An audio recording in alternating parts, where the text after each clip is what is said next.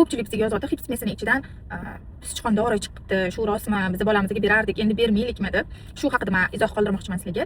Yaqinda ham bo'ldi, ko'pchilik ko'rdi, kabrita smesini ichidan mana qurt chiqdi, prям вот qimirlab turgan qurtni videosini bitta bloger tarqatdi.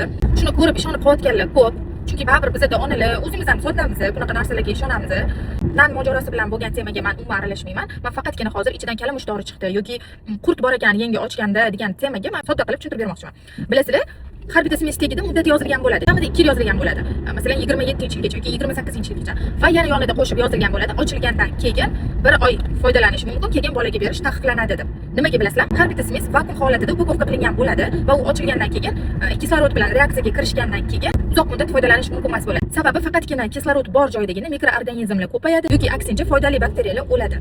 Bilamiz, biologiyadan hammamiz xabarimiz bor. Qurt ham faqatgina kislorod bor joyda yasha oladi, kislorod yo'q joyda o'ladi. Agar sizlar bitta idishga solib qo'yib qurtni, tirik qurtni vakuum hosil qilib qo'ysangiz, u qurt o'sha zahoti o'ladi. Demak, ochilmagan smes ichida qanaqadir jonzot yashab kelishi bu 0% ga teng. Hech ko'rganmisizlar konserva idishni ochganingizda ichida nimadir yashab yurganmi deylik, qanaqadir qurt yoki tirik jonzot yoki o'zingizlar mana banka yopasizlar. Ochmasanglar to'g'ri foydalanish mumkin emas, sroki bor 2 yil, 3 yil, lekin ochmasanglar u hech qachon qurtlamaydi. Organizm erta yashashi mumkin emas. Agar kislorod kirib qolsa, otadi bankanglar.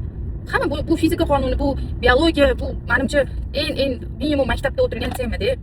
Qaysidir bir-biriga konkurent bo'lgan smes firmalari bir-biriga shunaqa yomon marketing yo'lga qo'yishadi, odamlarni shunaqa vohmaga tushirib, o'zini tovarini, savdosini ko'tarish uchun. Sichqon dorisiga kelsak, biz firmani o'zi bilan ham gaplashdik, hamma dokumentlarni yuborishdi. Bu narsalar ekspertizadan o'tkazildi. Bu aslida yolg'on ma'lumotligi va ularga kerak shunaqa gap chiqargan odamlarni jinoiy javobgarlikka tortib, shu chet elda bu ustida hozir ish olib borilayotgani ingliz tilida xat kelgan, bizga shu tarjimasi bilan yuborib berishdi. Hammasi yolg'onligi, shantaj maqsadida qilinganligi ochiqlandi. Qolganligi xotir olmaslikni eslatib o'tmoqchiman. Hammaga rahmat.